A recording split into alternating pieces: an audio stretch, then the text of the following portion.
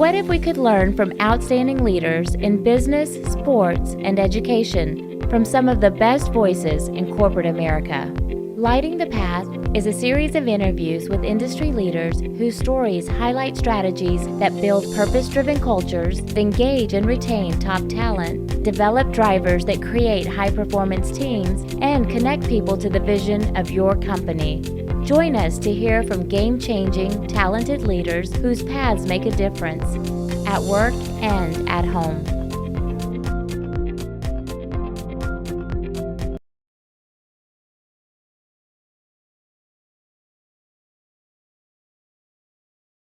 Yeah, and the other part of it to do with because I've been blessed to have had times talking to you about your journey, and one of the things that really spoke out to me was and you always just kind of not cringe, but when I say this, but there's a humbleness to you that even as you got into your later years of your career, where you knew more than the people running around you, you never stopped asking questions. Right. You never stopped looking for more information, and where you may know more than others, you approached it with a place of what can I learn? What's their perspective, and see things through somebody else's eyes. Right. Yeah. Once again, as a leader, you have to have that connection to the people around you. If you want to be successful on your team, there are people on your team. There was a job opening. They thought they'd like to work for your team, so they applied for that job, but it's probably not the best situation for them. They could help your team more if they were in a different job within that organization. And as a leader, that's your responsibility to find them. For me, I 240-pound nose guards do not survive in the NFL. There's no such thing, right? But they saw I was a football player. I could tackle the guy with the ball, right? So let's find out, what position that he could help our team the most at. And I got to the situation like we talked about earlier, where I'm playing all 7 front positions, moving around, and it was not my idea, but one of the ways an offensive football team tells what you're going to do on defense is by what your substitutions are.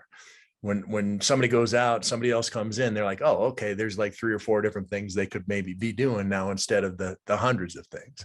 But with me, they could just line me up at linebacker, and then as the offense is in their snap count, I go down and I'm all of a sudden a defensive tackle, and it changed everything for them. Just from right play against the right defense, they couldn't do that. They couldn't match up with us. And actually, if you watch football now, there's guys that are he's a wide receiver and a running back, or that he's a safety and a linebacker, and they're trying to replicate what Joe Collier and them did 25 years ago when I was playing. Yeah. So if you look at this, we've talked about preparation, we've talked about performance. Let's get in the game, take action. And this whole process of your willingness to and ability to come and ask questions, leads me to look at evaluation, right? It's right. Going and evaluate. And so where does that principle come to life in your walk?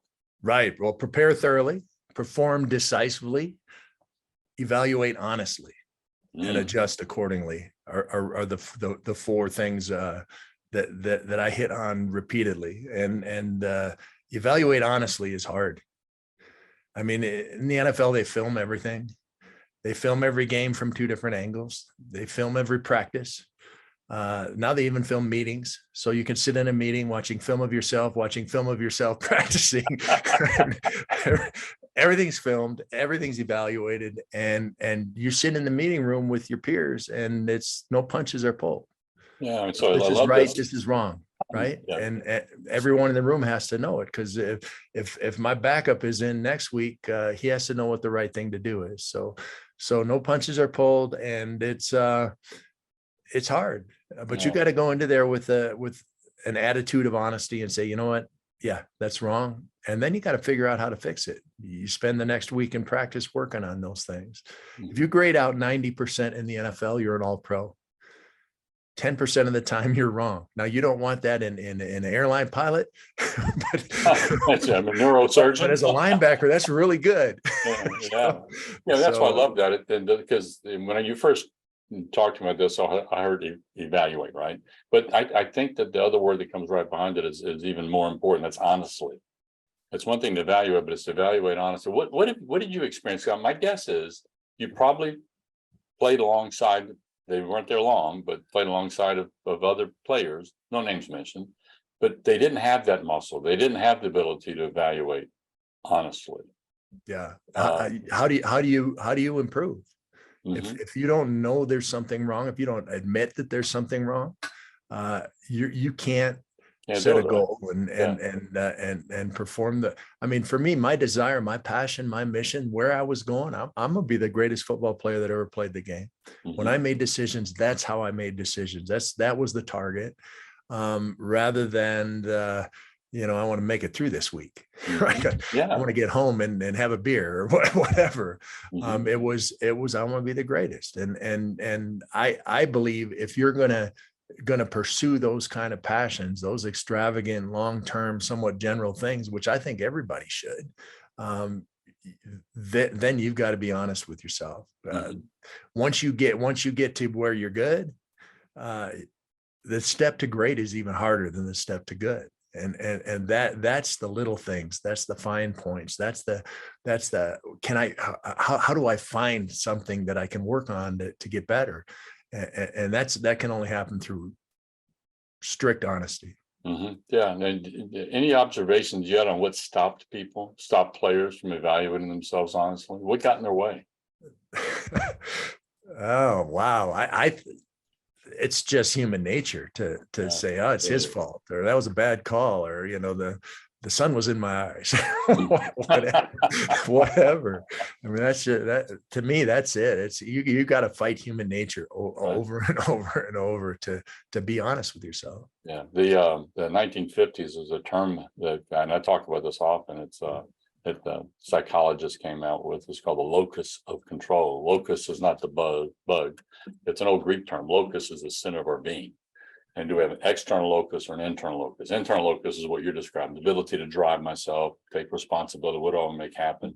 External locus says I can only be successful, or that I can't be successful because of that. In other words, I'm a victim of my circumstances. I think back in your background, you were not a victim of your circumstances. You fought against, how much weight did you put on? How much did you grow?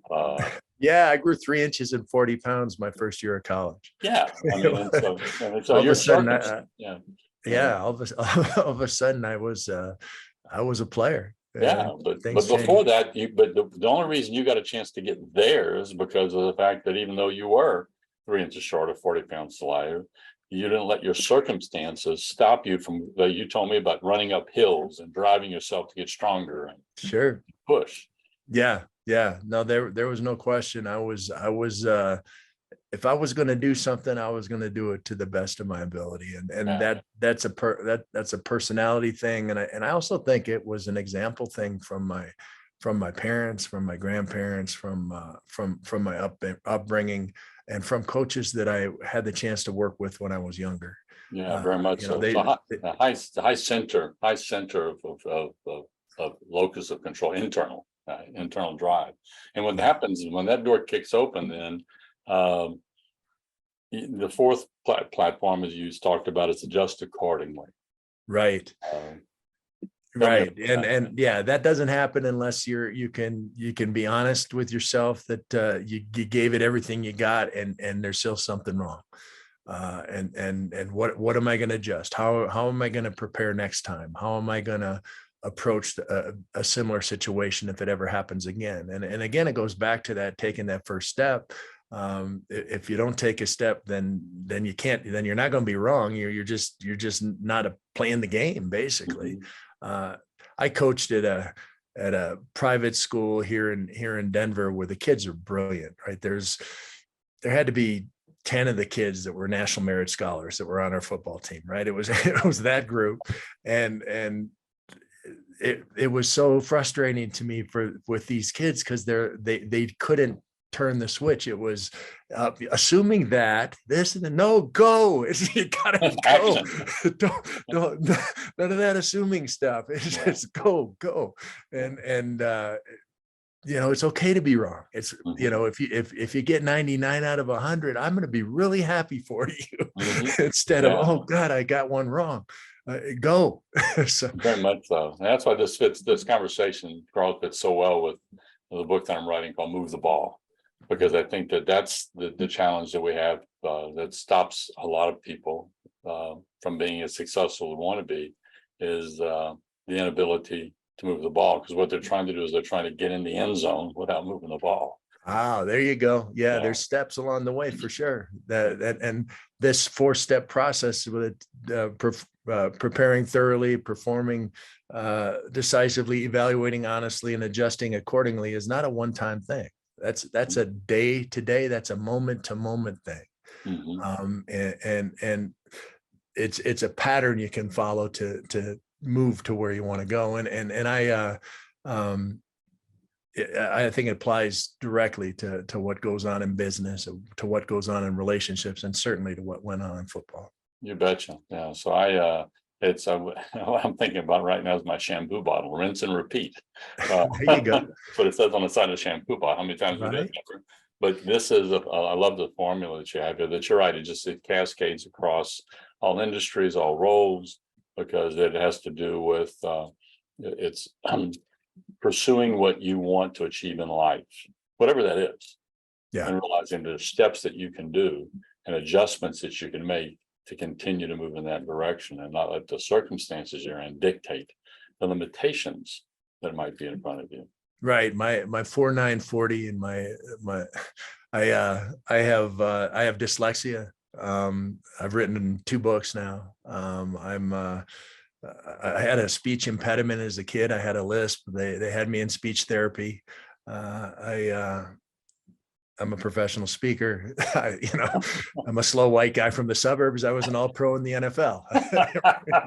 What the heck? That's awesome. And so I want to thank you for your time. You've been very gracious with this, and there's a lot of meat that people can take and apply, and hopefully be inspired by your journey. I will share with the listeners and the people who are watching this, is that I was blessed to work with a company called the Rainbird Corporations, and my friends at the Rainbird Corporation brought Karl in, my recommendation, to come in and speak to their select group of contractors.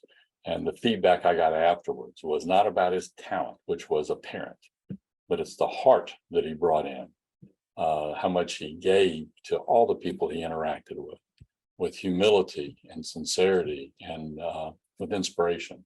And that's what you get when you get a chance to meet Karl Mecklenburg. I know that's what I walked away from. So I thank you. I thank you for your walk. I thank you for the role model that you are to people, and how much you give of yourself. I appreciate that, Mike. I'm still drinking out of that big cooler they gave me so it's nice. Yeah, I like that one. I'm reminded of Rainbird a lot. Good people. Karl, thank you very much. My pleasure, Mike. Thank you. Challenged you, or if you want to spend time digging into this subject a little deeper, or if you disagree with me, reach out. My contact information is on our website, lightingthepath.net, or email me at mike@mikelejeune.com.